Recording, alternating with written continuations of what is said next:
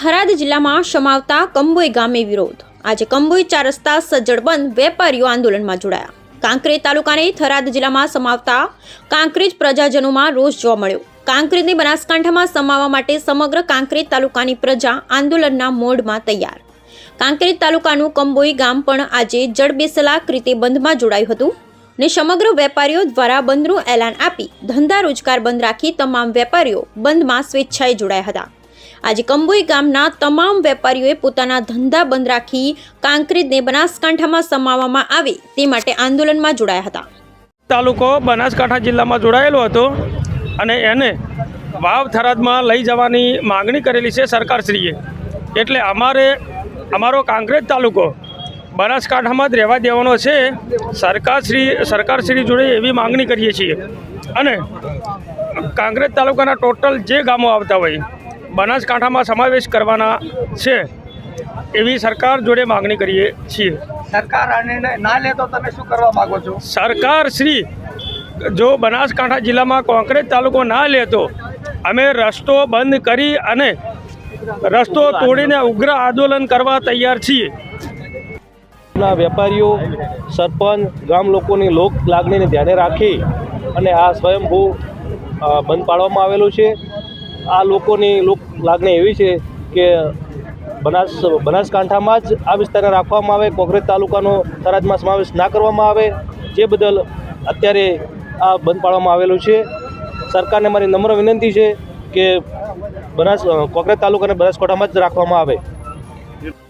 જય હું કંબોઈ વેપારી એસોસિએશન તરીકે બનાસકાંઠા જિલ્લામાં કાંકરેજને સમાવેશ કરવા માટે નમ્ર વિનંતી કરું છું અને અહીંથી અમારે કંબોઈથી બનાસકાંઠા જવું હોય તો લગભગ સામાન્ય 45 થી 50 કિલોમીટર અંતર થાય છે અને થરાદ અહીંથી લગભગ 70 થી 90 કિલોમીટર જેવું અંતર થાય છે। એટલે લોકોને પાલવે એવું નથી। એના માટે અમે અહીંયા રજૂઆત કરીએ છીએ કે અમને બનાસકાંઠા જિલ્લામાં જ કાંકરેજ તાલુકાનો સમાવેશ થાય એવી અમારી નમ્ર વિનંતી છે।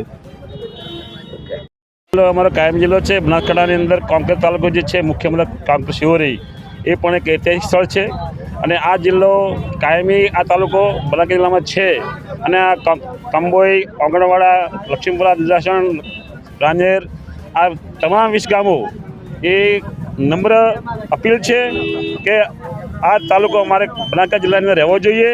કારણ કે થરાદ તાલુકો જિલ્લો બનવાથી અહીંના લોકોને અંતર લગભગ 90 કિલોમીટર થાય છે। માતા કી જય। કંબોઈ 4 રસ્તા એસોસિએશન પ્રમુખ વતી હું જાહેરાત કરું છું કે અમારે કાંકરેજ તાલુકો વત્તા થરાદ વાવમાં અમને નાખેલા છે એ અમને માન્ય નથી। એના બાબતમાં અમે સજ્જડ ચોકડી 4 રસ્તા કંબોઈ બંધ રાખવાનું પાડેલું છે। એનું અમારે તમામ વેપારીઓ એસોસિએશન પ્રમુખ તરીકે તમામ વેપારી મંડળ વત્તા ભાઈબંધો બધા મિત્રો મળી અને એનું અમારે માન્ય રાખેલ છે। તો અમને આ અનુકૂળ નથી। અમને કાંકરેજ તાલુકામાં સમાવેશ કરો અને કાંકરેજમાં રાખો એવી અમારી દરેકની અપીલ છે। કરી અને વાવ થરાદ જિલ્લો બનાવવામાં આવ્યો છે એ બદલ અમે સર્વ સરકારને આવકારીએ છીએ અને અભિનંદન આપીએ છીએ। પરંતુ કાંકરેજ તાલુકાનો જે વાવ થરાદમાં સમાવેશ કર્યો છે તે કાંકરેજ તાલુકાની પ્રજા માટે ખૂબ અન્યાય કરવામાં આવેલો છે। કાંકરેજ તાલુકો એ હંમેશા બનાસકાંઠા સાથે જોડાયેલો છે। બનાસ નદીને વચ્ચેને થરાદમાં મને બનાસકાંઠા જિલ્લો લઈ ગયો છે કાંકરેજ તાલુકાને એ અમને સંમત નથી અને અમારા જે હતા એ ત્યાં જ રાખો, પાટણમાં રાખો એ અમે નકામે આંદોલન કરીશું। કાંકરેજ તાલુકાને વાવમાં લઈ ગયા એથી અમે બહુ રોષે ભરાયેલા છીએ। અમને ફરી પાછા બનાસકાંઠા જિલ્લાની અંદર પાછા ત્યાં સમાવેશ કરો, નહીં તો અમે જ્યાં સુધી આનો પાછા અમને નિકાસ નહીં આવે ત્યાં સુધી અમે બધે હડતાલ ચાલુ રાખશું પૂરા કાંકરેજ તાલુકાની અંદર।